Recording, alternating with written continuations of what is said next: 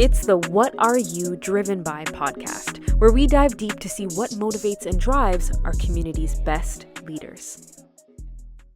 Welcome back to the What Are You Driven By podcast, where we discover what drives our community's best leaders and how they engage their teams to achieve their potential. I'm your host, Diondra Filicetti, and the author of the book Engagement Economics, and a professional speaker and trainer. But more importantly, today I am joined by a special guest, Linda Iriah, who serves as the Senior Vice President and Head of Human Resources at Ipsos Canada. And she's also an executive coach for women in HR. Welcome, Linda. Thank you so much, Diondra. Great to be here. Such a pleasure to have you. And I did a brief introduction of your title, but we'd love to know more about you. So tell us more about you. Okay. Like you said, I'm the Senior Vice President and Head of Human Resources for Ipsos, which is one of the largest market research companies in the world. I lead our HR strategy for Canada. And more recently, I've taken on a role as our agentic workforce and culture lead, which basically means I am helping the organization figure out how humans and AI work together. This is what we call HI and AI, so human intelligence and artificial intelligence. Rather than AI just replacing human judgment, I'm also the co-lead for Ipsos Belong, which is our initiative that ensures inclusivity and belonging across all Ipsos countries globally. Alongside that, I run something called the Influence Arc. Now, the Influence Arc is my own platform. It's a newsletter and coaching practice where I work with two distinct groups of leaders. The first are senior HR leaders who are ready to move from director into VP, SVP, or C-suite roles, but haven't quite cracked how to get seen and credited for the value they already have. The second are high-performing executives who are navigating AI transformation and want to protect their strategic edge. They want to lead with confidence through change and maintain their presence at the executive table. Now, Ipsos is very supportive of what I'm doing. They know about the fact that I've got my private coaching practice. And as long as it doesn't interfere with my work, obviously, I have their blessing to build it. So in a lot of ways, my day job and my own brand are really the same belief applied in two places. So that human judgment is the thing worth protecting and amplifying, whether that's inside a global company or in your individual venture. Wow. That's incredible. Oh my gosh, there's so many things that I heard in there that I was like, well, that's cool. Even HI and AI together. I thought, oh, what a great way to phrase that. And I think that's so important. And Absolutely. I love that, right? Yeah. I love that you're helping women, get into those roles and help demonstrate and communicate their value. Exactly. You're doing a lot. And like you said, Ipsos is a massive research company. Absolutely. And you are SVP. So can you give us a little more insight into what your path to that leadership role looked like? How did you land this role? How did you get to where you are today? Well, I've got to tell you, I don't think we've got enough time to go through my journey, but I will tell you, my path was anything but a straight line. And I think that's what's actually been one of my greatest assets. So, I have a degree in zoology. I spent one day in medical school. Neither of these pathways really worked out. So I'll just fast forward to my HR career, right? So I started in sales at a recruitment firm. I spent several years learning the industry across different verticals, different professions, understanding business, and then went on to open my own recruitment firm, which I ran for a number of years. In between, I had a small fractional HR practice. At the time, I didn't know it was, the official term was fractional HR, but I had that. It was a fractional HR practice serving small and medium-sized businesses that didn't have dedicated HR functions. Eventually, I took all of that experience in-house and joined a global security organization, and I progressed in that company to head of HR. And then from there, I landed this current role. I actually started 3 years ago as vice president and then became senior vice president. But the career path really is only half of the story. The path to leadership itself came from learning from people who had incredible, you know, history, people who were models both in my personal and professional life, and I've always gravitated towards leaders who've led with empathy. This type of leadership really resonates with me because people's life experiences are different. And those life experiences is what makes each person show up in the way that they do. So empathetic leaders are usually able to be effective in places like that. So, the leaders that shaped me the most were not necessarily the most senior people in the room. They were those who saw me when many people did not really see me. People who believed in me before I fully believed in myself, people who spoke about me in the right rooms. And I carry that with me every single day because I know firsthand that being seen, being spoken of well in the right rooms does more for a career than people really realize. I love that. Oh Mhm. my goodness.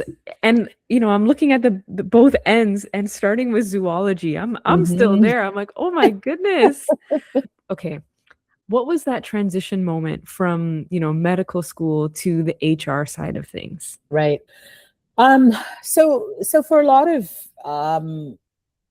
people that come from my background, parents want their children either to be doctors or lawyers or accountants or engineers. And so, people business was really not in the cards, right? So of course I had to be a doctor. So I went into first day of medical school. You have it in your gut. That there is absolutely no way you could spend 7 years of your life studying for something that that you would not be successful at. And so going that one day to medical school did it for me. I understood from that day that there was absolutely no way that I could be a doctor. I mean, I'd probably end up crying with every patient, so that Mhm. wasn't me at all. um, Zoology was going to be second choice. If I couldn't be a medical doctor, maybe I could be a vet doctor.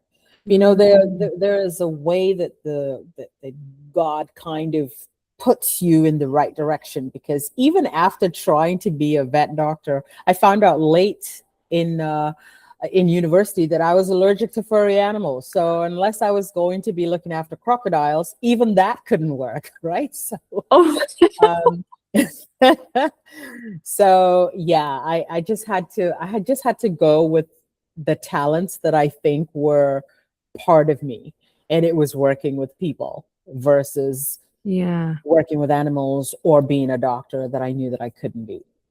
And on this podcast, we're all about finding that alignment with what Mhm. truly drives you. And like you said, if you had continued on that path in medical school begrudgingly, I mean, Right. you would have done it, but you would have been miserable every single day or Yeah, coming home crying. believe it. That is Believe not it. right. Well, I'm so glad that you found your way, and Mhm. I think you met the right people, the right influences that shaped you and the Yeah. leader you are today. Yeah. And so today you're in this really fantastic and really interesting industry. Market Hmm. research is something that, everybody's always looking for. Right. And so since I have you on the podcast, I'd love to get some behind the scenes or something that you find is surprising in terms of statistics or Mhm. things that from market research. Right.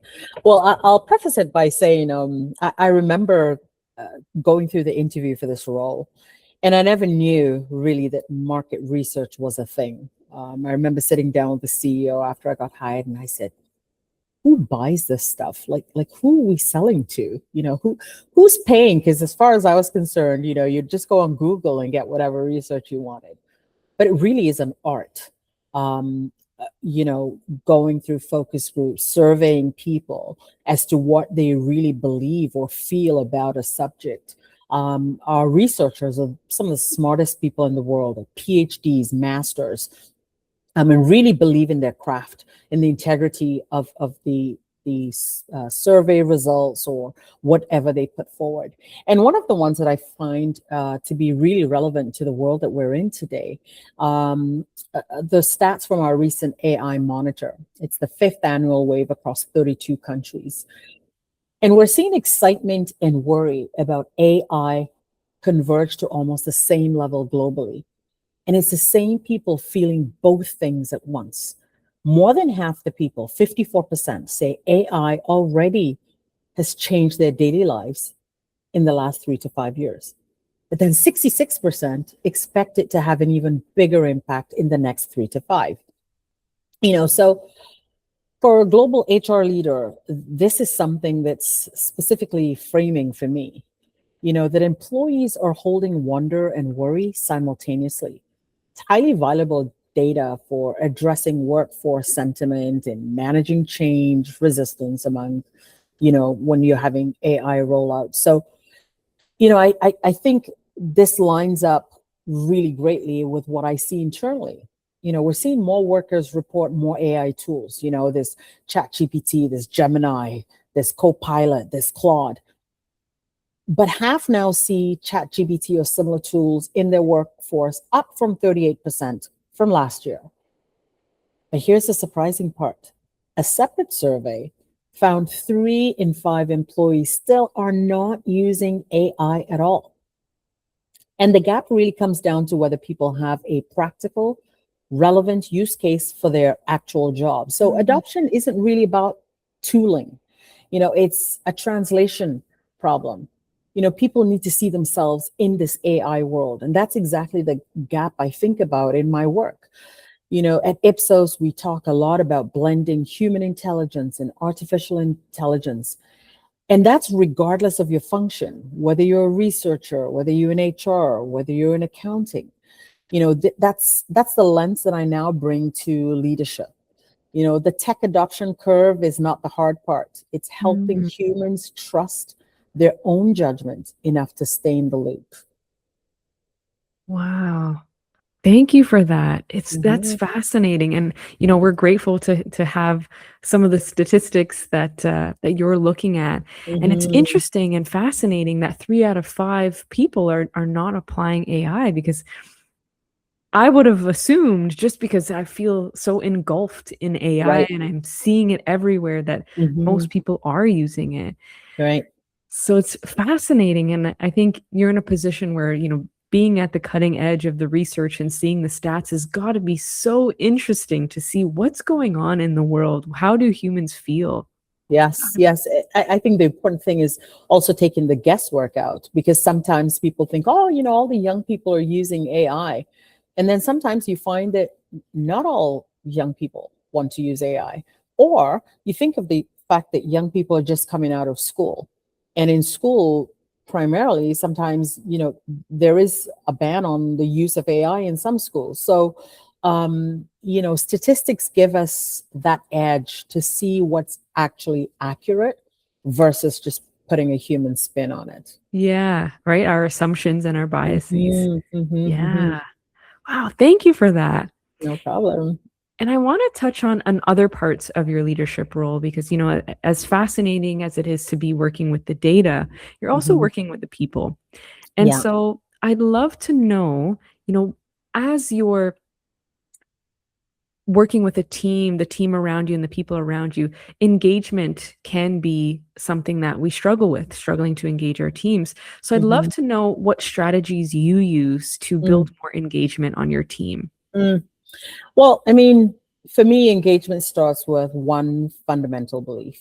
People can't give their best to work that they don't feel connected to work that they don't feel a part of, environments where they don't feel like they belong. So everything has got to flow from there.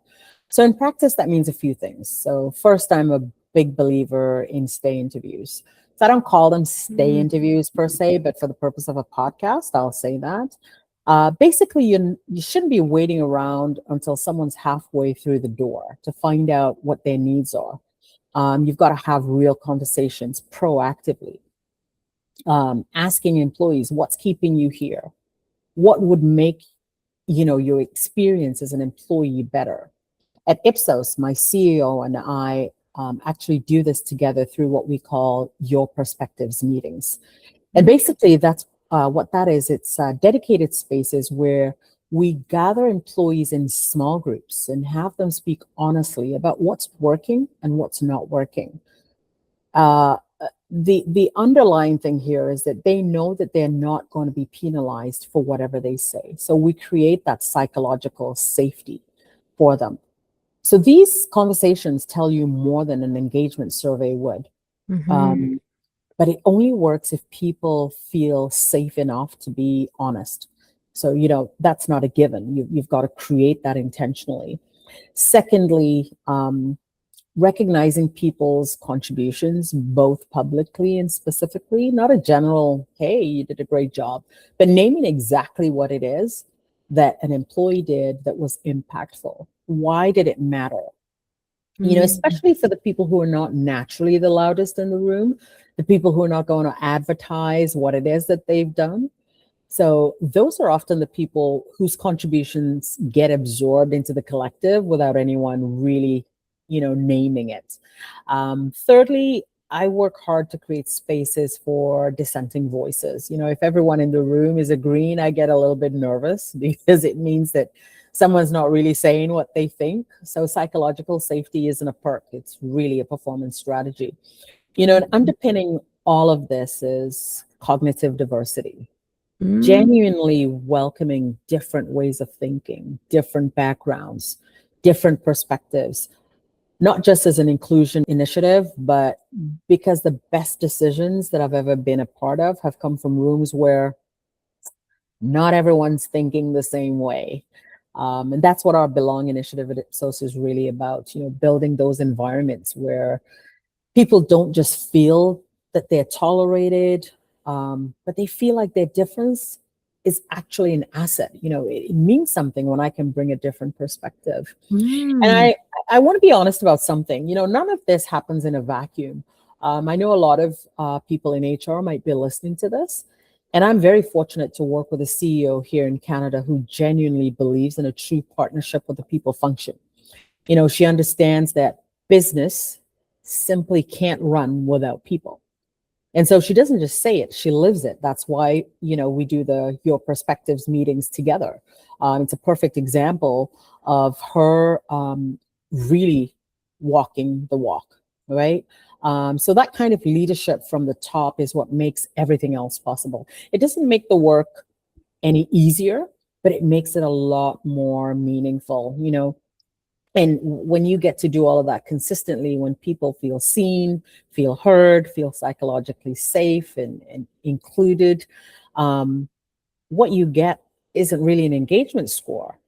What you get is culture, real culture, not an HR initiative, not a statement on the website, but really what employees have built. We try and encourage our employees to be a part of the culture that they want to be in. So, Wow. That's incredible. And I mean, I want to step back for a moment and just recognize that, you were telling me at the beginning that Ipsos is so supportive of your other initiatives. So, having that support, and you're saying that investment in cognitive diversity and saying that difference is an asset, it sounds like it truly is celebrated. Totally celebrated. And that's one of the key things with Ipsos is that just understanding that different people bring different things to the table and accepting that as opposed to tolerating it makes a huge difference in how you show up to work. It's so nice to hear that a large organization such as Ipsos is doing it well and is walking the talk from the top down, because you're right. If you don't have that leadership buy-in from the top, it's not that the initiatives won't work, but they won't work as well. Exactly. So that's incredible. Now, I'd also love to know, especially with Ipsos, are there any, go-to tools or methodologies that you use in your leadership? I know online we hear a lot about things like the 2-minute rule and other sorts of methodologies. Do you have anything in your toolkit that we can take away? Well, for me, based on where we are in the world today, I think about HI and AI, human intelligence and artificial intelligence. It's actually language Ipsos uses at a company level. But it's become the lens that I apply to leadership generally, not just how we use tools. The idea is simple. AI can take on more of the execution, the analysis, the drafting, first pass at just about anything. But humans have to retain that final decision authority, not because AI can't produce a good answer, but at the end of the day, it's the judgment, the context, and accountability that are still ours as humans to hold, right? So whatever I'm working on with a team or coaching a leader, I ask the same question. Where does this need to be human decision? You can put a communication together through AI, but the AI doesn't really understand the context of who you're delivering the communication to. So understanding that split. It's also how I think about change generally. People aren't usually afraid of change itself. They're afraid of losing their own sense of identity. So HI and AI gives people that language, what stays theirs and what belongs to AI. Yeah. Oh, that's a great point. Okay. We will definitely take that and put it in our toolkit as well. Thank you. Now, I'd also love to know, we've talked about some of the positive things and the positive outcomes that exist at Ipsos and in your own leadership. But I'd also love to know what would be one of your greatest challenges in leadership and how you overcame that. Well, I mean, really, I've had a lot of challenges, but I would say it's not one moment in time, right? So I don't want to name just one thing. It's something I've carried for years. People often see more in me than I see in myself. And each time I say that, people are like, "Are you sure?" I'm like, "Yes." People have had high expectations of my ability to perform at a high level. And sometimes, a lot of times, I genuinely wonder. I'm like, "Who are they talking about? Me? You feel that I can do that?" And I say that humbly, not for sympathy. It's just true. I don't know if it has a clinical name. I know some people want to call it imposter syndrome, but I don't want to call it that. So, but I know it's there. It's always in the back of my mind, even now, even in roles that I've earned and roles that I've done well in. But what's helped isn't that I've made it go away. It's always there. But what I've done is I've stopped waiting for it to go away before I act. I show up, I do the work, I let the results speak, even when the voice in my head is saying something opposite, right? And honestly, it's a part of why I care so much about making sure that other people get seen and credited properly, because I know what it feels like not to quite believe it about yourself. So, yeah. I love that. I love that you're recognizing that there's no solution necessarily to making it go away. It's just Correct. about carrying on despite having that. Exactly. And I think that can be applied to so many facets of life because, sometimes we look for solutions to make these feelings go away or pain go Right. away or whatever it is. But in truth, there is no real solution. The solution is that we just have to carry it forward with us. Exactly. And I have those I don't want to call them arguments, but like I have a debate with myself. So when I'm feeling like, well, I don't think I'm good at A, B, or C. So I present myself the evidence. They say, based on this, what do you think? I'm like, okay, you know what? Yeah, that's correct. So I do that internal debate to help me to move along, as Yeah, opposed to waiting for me to get to that point where I actually believe or don't doubt myself. exactly. Exactly. I love that. I love that. Now, I'd also love to know, because I want to switch sort of to the coaching side of you, of what makes you you. And so, from your executive coaching business, can you share a piece of advice for people in leadership or new to leadership, or something that maybe you're seeing that comes up time and time again that you would offer as a piece of advice? Yeah. I think for someone new to leadership, especially, the single most important pivot I tell them is that it's not about you anymore. Now it's about your team. It's about your people. And that sounds straightforward until you're actually in it. So for me, the hardest part was stepping away from what actually got me. there, what made me successful in the first place. I wanted to keep on working at the same pace, in the same way. I wanted to keep on being hands on, to be tactically involved. But what got me there was not going to get me further. That's actually the principle I've come to, go back to a lot of time. What got you here will not get you there. So leadership requires a completely different gear. It's less about being the one doing and more about being the one enabling. As a new leader, your job becomes showing people the vision clearly enough that they can run towards it without you having to hold their hands, right? That means trusting your team, really trusting them with the work. Your job becomes removing the obstacles, going to bat for your team, enabling them to be successful. The phrase that I like to use is pass the torch, not the heat. Give people the opportunity, the visibility, the credit, not just the pressure on the deadlines. Anyone can delegate stress. The real work of leadership becomes delegating belief versus stress. So when you make that pivot, when your people's growth genuinely becomes your measure of success, everything changes. Your team performs better, your culture strengthens, and honestly, you become a far more effective leader than you ever were as an individual contributor. I love the phrase, pass the torch, not the heat. Correct. Yes. That's a beautiful visual, and so much meaning in that, right? Like the heat is where you get burned. Right. The torch is what we can carry on to achieve our goal. I love that. Exactly. Perfect way to sum that up.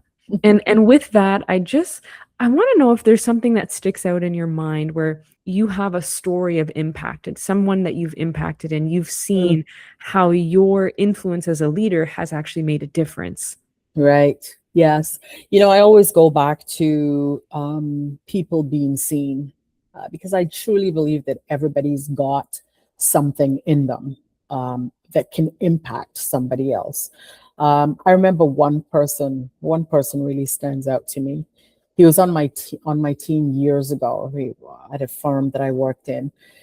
Wasn't the most eloquent in the room. He wasn't part of any of the cliques, and people had pretty much written this person off. But what I saw was someone who worked harder than almost anyone else. I saw his work ethic, consistently did what it took to get the job done. Perhaps it took 2 more hours for him than everybody else. But at the end of the day, the result was that he got the job done. And sometimes other people didn't. So I made a point of seeing that different part of him, the work ethic. I encouraged him. I told him I saw real value in his work, even when others around him didn't. That's really all it was. It wasn't anything. It wasn't a grand gesture. It was just choosing to see him differently and saying it. He went on to start his own business. It's been over 10 years now, and he's still running his business successfully. I think about that often. How close we come to being defined by one label that someone slaps on us, and how much it can change the trajectory of things that we do. But how that could change if even one person decides to look past that and see what's actually there. I think of this guy a lot, and how things might have been different if he was just written off by everybody at the time. And that's the thing, when we recognize as leaders how much of an impact we truly have. And I love the phrase you used earlier about enablement. It's all about how do you enable your team. And the measure of success as a leader is how successful our team goes on to be. Correct. So I think that proud moment of seeing him for what he could do in his potential and then actually seeing him live it must have been surreal. Absolutely. Amazing. Linda, it's been so wonderful to have you on the podcast. And I have to ask a question that I ask everybody on this podcast because we want to know, what are you driven by, Linda? Okay. What am I driven by? Well, it's not the achievement-driven stuff. It's faith, family, and legacy. My faith keeps me grounded. My family is who I'm ultimately building for. And legacy is the thread that ties it all together. I want the work that I do to outlast me, which is kind of why I love being on a podcast because that's going to last for a long time. I want to have made it easier for the people who came after me to be seen and heard the way that I had to fight to be. Because I know what it feels like not to be believed in or not to believe yourself. I know what it means when someone chooses to see you anyway, chooses to see you in spite of the internal battles that you fight. So that's what drives me every single day. Faith, family, and legacy. That is beautiful. And we thank you so much for leaving your legacy here on this podcast, sharing things that we can take forward into our lives, into our businesses, into our organizations. You've really opened up and pulled back the curtain so that we can understand actually how to step into those leadership roles with more intention. So I thank you so much. And I encourage everyone who's listening to this to get connected with Linda. Don't forget, she's also an executive coach. So Linda, where can they find you? Best place to find me is LinkedIn. I'm there as Linda Iriah. The handle is at LindaIriah. That's where I publish the Influence Arc newsletter, share my thinking on HR leadership, human intelligence, artificial intelligence, and that's where most of my conversations happen. So I look forward to connecting with you there. All right. Make sure you're getting connected with Linda. And Linda, I can't thank you enough for all that you've shared today. It's been so wonderful to have you on the podcast. Thank you so much. And to our listeners, thank you so much for tuning into the What Are You Driven By podcast. We hope that you'll join us next time for another incredible leadership story. So make sure you subscribe and get connected with us at Driven by Co. Thank you and stay driven.